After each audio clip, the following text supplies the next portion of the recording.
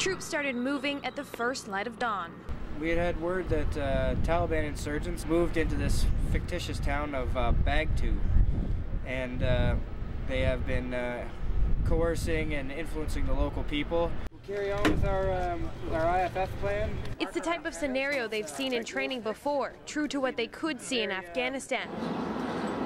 Only this time there are more players on the field. We're talking about 400 soldiers and 50 to 60 vehicles. All that manpower makes up a combat team, which includes elements like Leopard tanks from Edmonton that soldiers from Petawawa aren't used to having beside them. Right here, we're waiting in the attack position.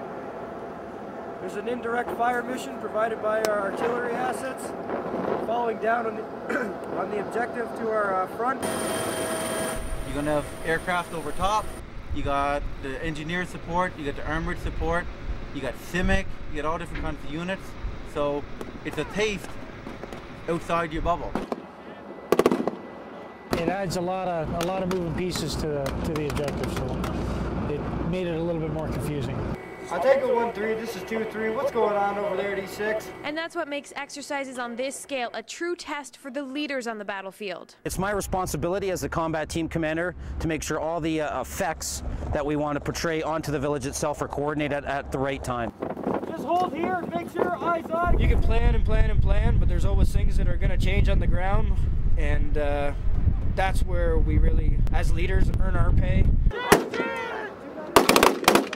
The combat teams will do this twice, once during the day and once at night, to get used to working together in all conditions. Get you thinking on your feet. You have to, we're going to have to deal with it overseas, so we might as well start dealing with it here. Soldiers are using live fire, so the risk of making a mistake is very real. The thing with live fire is you're getting people used to carrying weapons, loaded weapons and everything like that around, and there's a lot of factors you have to consider, which is the safety, you know, not pointing it at anybody or all that kind of stuff. These soldiers are members of 6th Platoon, the group we've been following since November. I'll say it, I got the best platoon out there, and we've got a close-knit platoon. We've got a number of dynamic characters and personalities in it, but we all really seem to mesh well together, and any sort of weaknesses are quickly offset by the strengths of others. Here's what we found in the PW. Okay. Suspicious. They're still about 6 months out from their deployment, and yet even at this moment they're operating at a very high level of proficiency. Part of that is what's being done off the battlefield, as soldiers get used to spending a lot of time together. The guys are starting to come together and start to learn how each other thinks and what, you know, strengths and weaknesses, and we're starting to come together to form a stronger team. It's helping them get through a month in the desert terrain of New Mexico, and it will be crucial to get through the high stresses of a tour in Afghanistan. Repeat, 1 ISAF casualty.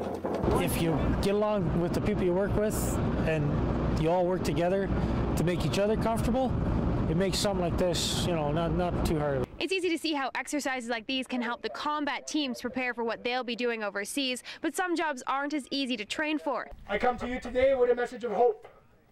Hope for your future. Next week, we'll meet Canada's provincial reconstruction team and find out how they prepare for a very important role in Afghanistan. In Fort Bliss, Jennifer Madigan, 8 Channel News.